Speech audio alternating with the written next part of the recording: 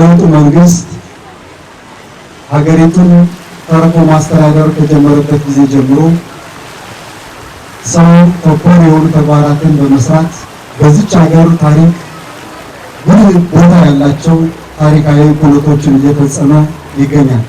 በዚህ ፕሮግራም መታቀፍ ያለባቸው ዜጎች በተለይም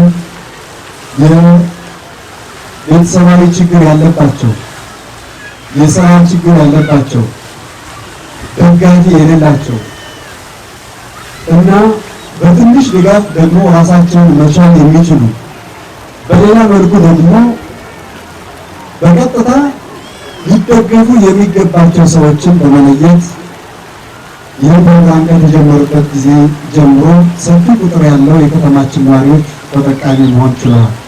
የዚህ ፕሮግራም ተሳታፊዎችና ተጠቃሚዎች ራሳቸውን፣ ቤተሰባቸውን ማስተዳደር፣ ቤተሰባቸውንም የወደፊት ዕጣ ፈንታቸውን በተሻለ መንገድ ለመምራት የሚያስችል የሥራ ልምድ የቀሰሙበት፣ ማህበራዊ ትስስር የፈጠሩበት፣ ቁጠባን፣ መተባበርን፣ አብሮ መኖርን፣ መደጋገፍን፣ መጠያየቅን የተለማመዱበትና ያጠናከሩበት የምትደገፉ ሳይሆን ሰርታችሁ የምትለወጡ መሆናችሁን ለማህበረሰባችን አርአያ የሆናችሁበት ከተማችን ጽዱ፣ ውብ፣ አረንጓዴ እንድትሆን የተፋሰስ ልማት እና የከተማ ግብርና ላይ የተሰማራችሁበትና ውጤት ያገኛችሁበት መንገድ በአርአያነት የሚጠቀስ ነው።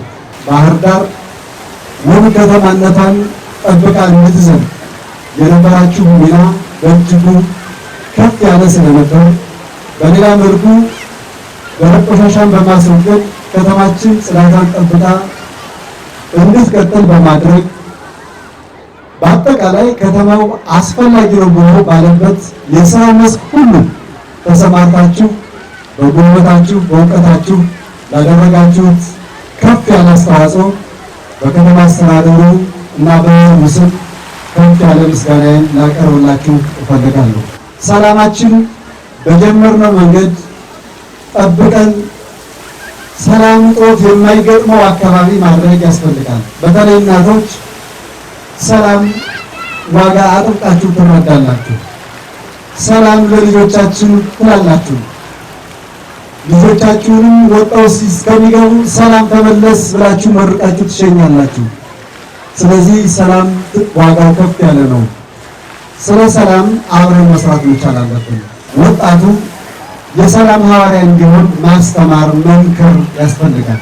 በከተሞች ልማታዊ ሴፍቲኔትና ስራ ፕሮጀክት በካፒታል ፕሮጀክት ከ242 ሼዶች በላይ በመገንባት ለተጠቃሚዎች ማስተላለፍ የተቻለ ሲሆን በጥቅሉ በከተማችን በዚህ ፕሮግራም የተጠቀፉ ዜጎች በአሁኑ ዙር የተጨማሪ ፋይናንስ የሚካተቱትን ጨምሮ በአካባቢ ልማት ከ32,000 በላይ፣ በቀጥታ ድጋፍ ከ6,000 እንዲሁም የብቃት ወጣቶች ከ7,000 በላይ በድምሩ ከ46,000 በላይ ዜጎች የፕሮግራሙ ተጠቃሚ ይሆናሉ።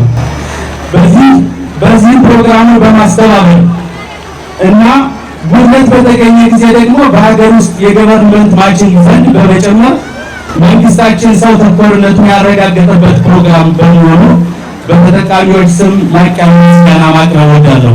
ስሜ ንያጌትነት ይባላል። ከበላይ ዘለቀ ክፍለ ከተማ ሀገረ ሰላም ቀበሌ። ከዚህ ቀደም የነበረኝ ህይወት እንግዲህ በጣም ዝቅተኛ ነዋሪ የሚሉት አንዷ ነኝ። ያው ልብስ በማጠብ ደረቆት በመቁላት የተለያዩ የቀን ስራን በመስራት ባዴላ ይዞ እዛ ነበር የምሰራው። ከዛ ልጆቼ ምንም ገና ህጻናት ናቸው። የሚበሉትም የሚጠጡትም ብዙ ሚዛን ያህል ፍላጎታቸው ማሟላት አልችልም ነበር። ያው አባታቸው ከሚሰራው እጅ ወዳፍ ከሚኖረው ነው የምንኖር ነበር። ያን ስንኖር አሁን ሴፍቲኔት ከገባን ደሞዝ አገኘው በሚሰጠኝ ስልጠና አማካኝነት ያንን ደሞዝ እየወሰድኩ ለልጆች አንዳንድ ነገር ከዛ ለትምህርት ደረጃ ሲደርሱ ወደ ትምህርት ቤት እንዲገቡ ዩኒፎርም ያንዷን ታንዷ ያደረግነ እያስተማርኩ እገኛለሁ አሁን ልጆችን። በሁለተኛው ዙር ልማታዊ ሴፍቲኔት ተመራቂዎችን ከኛ ጋር 3 አመት ቆይተዋለኝ። ማቋቋሚያ ደግሞ ግራንት የሚባል ተጨማሪ ለነሱ ለስራ ማሳለጫ የሚሆን ያው ፕሮግራሙ ፕሮጀክቱ ድጋፍ አድርጎላቸዋለኝ። ሽግግር የምናደርገው እነዚህ ተጠቃሚዎቻችን እኛ ከኛ ጋር ቆይተዋል ወደ ኢንተርፕራይዝ እንዲሸጋገሩ ነው የተደረገው። ምክንያቱም የስራ እድል እንዲፈጠርላቸው ነው። በያዙት በሰለጠኑት ባቀዱት እቅድ መሰረት ስራና ስልጠና ደግሞ በቢዝነስ ፕላናቸው መሰረት ወደ ስራ ያስገባቸዋል። ወደ ኢንተርፕራይዝ እያደራጀ ስራ ይፈጥርላቸዋል ተብሎ ነው የሚታሰበው። እየተደረገም ያለበት ሁኔታ ስለሆነ ነው።